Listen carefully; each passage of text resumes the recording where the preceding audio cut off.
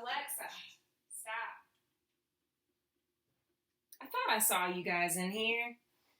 Hey, welcome back to another ELA lesson with Miss Garrett. I'm in my home office today, not my kitchen, so figured I'd hang out with you someplace new. I'm here today to talk to you about how to answer text-dependent questions. So if you'll look at my anchor chart, the title says How to Provide Text Evidence. And we've talked an awful lot this year about providing evidence for your answers, going back in the text to find your answer, find your evidence. Why do you think that your answer is correct? How can you justify it? So this week, Miss Whitford and I, we're going to be showing you a few different ways that you can try to remember how to go back to the text. Okay, so one of those ways is the ACE strategy. I don't know if you've ever heard of it before, but I wanted to share it with you because I thought it was pretty quick, pretty easy to remember, and something that you can just jot down on your scrap paper when you're working. So after you read a text, you're going to answer the question using prior knowledge and inferences. Now you can use this strategy when you are answering open-ended questions. So questions that you might have to answer in a paragraph form or maybe just a sentence or two, or you can use it for multiple choice questions as well, okay? You also need to be able to cite the evidence in the text to support your thoughts or opinions. And cite, guys, that means you need to be able to say, okay, this is my answer because right here. What I already know, and then this is my evidence from the text. Pretend there's text here. Okay, there's not. You'll see plenty of text later on in the lesson. But you need to be able to go back, cite, which means show where your evidence is in the text. And then explain your answer with that evidence by paraphrasing or directly quoting. Okay? So now what we're going to do is we're actually going to freeze away from Miss Garrett for a minute, and I'm going to go and show you exactly what we're going to be doing today using the ACE strategy. Okay guys, so what I'd like to do next with you is model how I would use our ACE strategy. Remember, that's answer, cite, and explain. We're going to answer questions using prior knowledge and inferences. We're going to cite evidence in the text to support our thoughts and opinions, and we're going to be able to explain our answer with evidence by paraphrasing or directly quoting. Now, you're going to have to do this on your own in a few minutes with an article about World War II. Remember, that's how we're wrapping up our Number the Stars unit.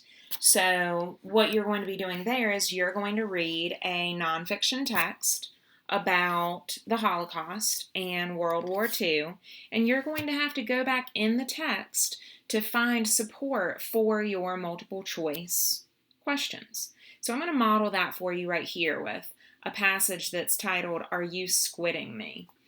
The first thing that I'm going to do is I'm going to go ahead and I'm going to read the text. And I'm going to go ahead and read it twice, just so I really fully and truly understand what the passage is telling me. There are legends written about a sea monster called the Kraken. The Kraken was huge and had large tentacles. These long arms could reach to the top of a ship's main mast. Then the monster could wrap its arms around the ship and turn it over. All the legends are most likely based on a real and scary sea creature called the Giant Squid. Giant squids can be as long as a bus. They have 8 arms and 2 longer tentacles. The 2 tentacles are like whips. A squid uses them to bring food close to its mouth, which is shaped like a parrot's beak. Giant squids have the largest eyes in the animal kingdom. They are the size of beach balls. Big eyes help the squid see things in the deep, dark part of the ocean where they live. In the old days, sailing ships were small and made out of wood. If a large sea creature attacked a ship, the sailors called it the Kraken. They said it was as big as an island. They told stories about their ships being pulled to the bottom of the sea. Today, it is believed that a giant squid attacked these ships. The squid most likely thought it was grabbing a whale.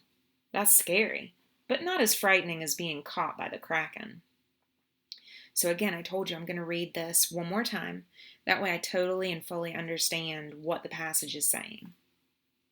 There are legends written about a sea monster called the Kraken. The Kraken was huge and had large tentacles. These long arms could reach to the top of a ship's main mast. Then the monster could wrap its arms around the ship and turn it over. All the legends are most likely based on a real and scary sea creature called the giant squid. Giant squids can be as long as a bus. They have 8 arms and 2 longer tentacles. The 2 tentacles are like whips. A squid uses them to bring food close to its mouth, which is shaped like a parrot's beak. Giant squids have the largest eyes in the animal kingdom. They are the size of beach balls. Big eyes help the squid see things in the deep, dark part of the ocean where they live. In the old days, sailing ships were small and made out of wood. If a large sea creature attacked a ship, the sailors called it the Kraken. They said it was as big as an island. They told stories about their ships being pulled to the bottom of the sea. Today, it is believed that a giant squid attacked these ships. The squid most likely thought it was grabbing a whale. That's scary, but not as frightening as being caught by the Kraken.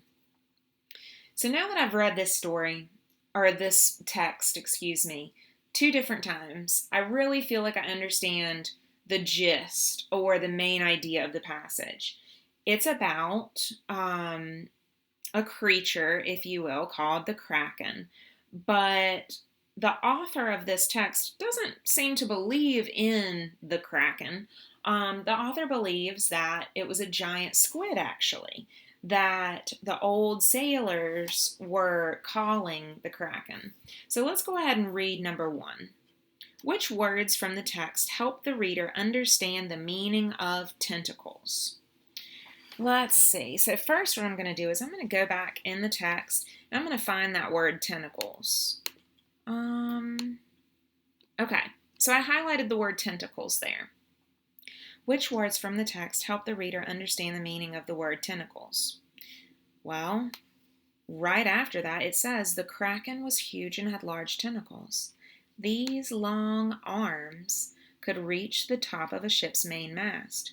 So to me, the words these long arms really make me understand what tentacles are. So let's go check out the answer choices now and see if one fits. Huge and large. Well, lots of things could be huge and large. A building, a ship. So I'm not really thinking that that's the answer. I won't rule it out just yet, but I don't think that's it. Sea monster. That doesn't help me understand tentacles. These long arms. There it is, guys. It's right here. These long arms. Those are the words that made me understand what the word tentacles meant. Main mast. No, it says that these long arms could reach to the top of a ship's main mast, but main mast does not tell me about tentacles. I'm going to go on and we're going to do one more question probably together.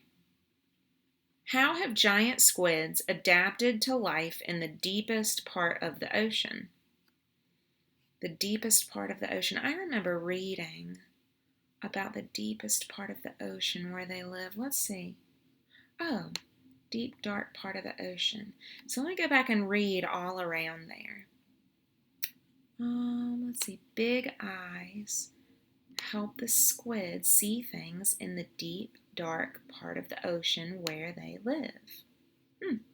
Okay, so how have giant squids adapted to life in the deepest part of the ocean? A, they have long tentacles that can reach ships very far away. They do have long tentacles. Let's keep reading. They have giant eyes to see in the dark. Guys, I'm thinking this is it. I'm still going to read my other 2 answer choices, but I'm really thinking that I've found my answer. They have small mouths like parrots.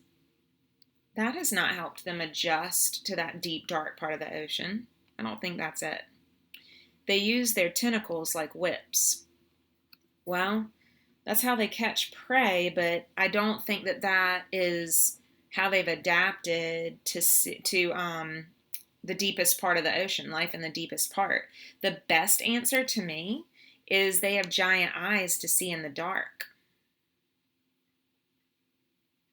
All right, so what we're going to do now is I'm going to get you to go to your social studies classroom.